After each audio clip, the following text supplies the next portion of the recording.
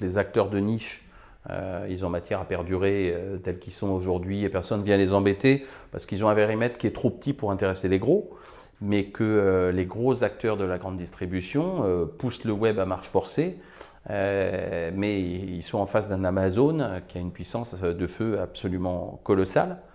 Et le nerf de la guerre, c'est un peu antinomique, mais c'est quand même d'améliorer la relation de proximité, ce que ne peut pas faire théoriquement un pure player.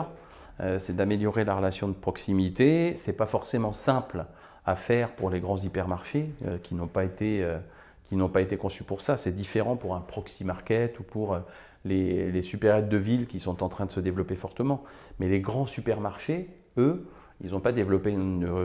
relation de proximité suffisante pour contrer les pure players du web. Le mouvement d'Amazon,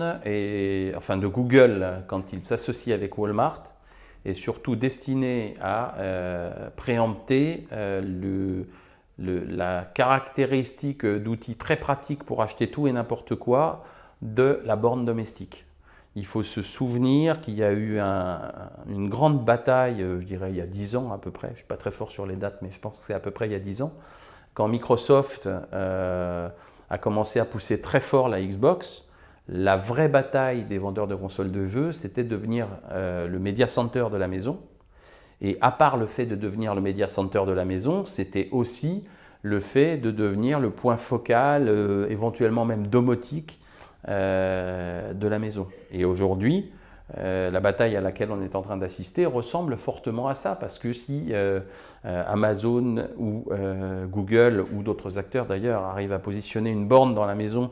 et qu'on prend l'habitude pour récupérer une pizza d'interroger la borne et de passer par la borne en question pour le questionnement, pour la commande, pour etc., éventuellement en vocal, ce qui a de fortes chances d'arriver à très très court terme, alors on est dans une espèce de goulot d'étranglement où les gens qui seront irrigués par ces demandes commerciales sont ceux qui seront branchés sur la borne en question. Donc le fait d'avoir des fournisseurs privilégiés qui peuvent tout fournir, c'est une vraie façon de lutter contre Amazon qui aujourd'hui a un périmètre de chalandise absolument colossal.